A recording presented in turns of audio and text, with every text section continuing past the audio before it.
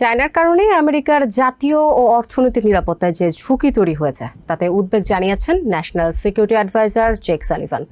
বৃহস্পতিবার চায়নার president Xi Jinping এর সঙ্গে বেইজিংয়ে অনুষ্ঠিত বৈঠকে তিনি আরও জানান, চায়নার সঙ্গে সংঘর্ষ এড়াতে প্রেসিডেন্ট বাইডেন প্রতিশ্রুতিবদ্ধ। অন্যদিকে শি জিনপিং আশা করেন চায়নার উন্নয়নকে আমেরিকা ইতিবাচক দৃষ্টিতে দেখবে এবং একে অন্যের সাথে চলার সঠিক উপায় খুঁজে পেতে চায়নার সঙ্গে কাজ করবে। 3 দিনের চায়না সফরের শেষ দিন বেইজিংয়ের গ্রেট হল অব দ্য পিপলে চায়নার প্রেসিডেন্ট শি জিনপিং এর সঙ্গে আকস্মিকভাবে বৈঠক করেন national security adviser Jake Sullivan. বৈঠকে শি জিনপিং বলেন, আমেরিকার সঙ্গে টেকসই সম্পর্কের জন্য চায়না প্রতিশ্রুতিশীল।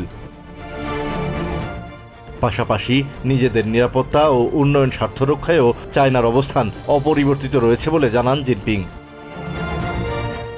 সালিভান জানান, গত বছর ক্যালিফোর্নিয়ায় প্রেসিডেন্ট বাইডেনের সঙ্গে শি জিনপিং এর বৈঠকের পর দুই দেশ পারস্পরিক সহযোগিতার ক্ষেত্রে উল্লেখযোগ্য অগ্রগতি করেছে।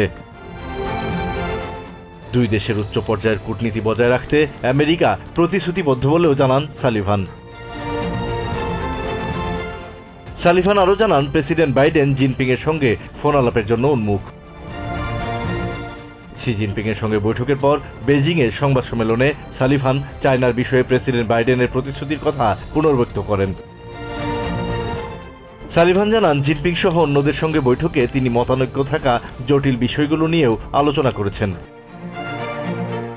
চায়নার বিভিন্ন অন্যায্য অর্থনৈতিক পদক্ষেপের বিষয়ে আমেরিকার উদ্বেগের কথা তুলে ধরেছেন ন্যাশনাল সিকিউরিটি অ্যাডভাইজার।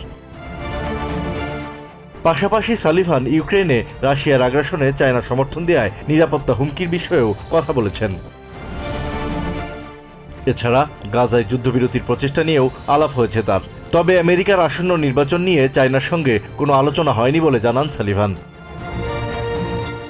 এর আগে একই দিন চায়নার সেন্ট্রাল মিলিটারি কমিশনের ভাইস চেয়ারম্যান জেনারেল জাং ইয়োশিয়ার সঙ্গে সাক্ষাৎ করেন সালিভান। পরে ইয়োশিয়া সহ দেশটির শীর্ষ সামরিক কর্মকর্তাদের সঙ্গে বৈঠক করেন তিনি। বৈঠকের পর এ বিষয়ে সংবাদ সম্মেলন করেন চায়নার প্রতিরক্ষা মন্ত্রণালয়ের মুখপাত্র। এছাড়া ফিলিপাইনকে ওয়াশিংটনের সমর্থনের বিষয়েও তীব্র সমালোচনা করেছে বেইজিং।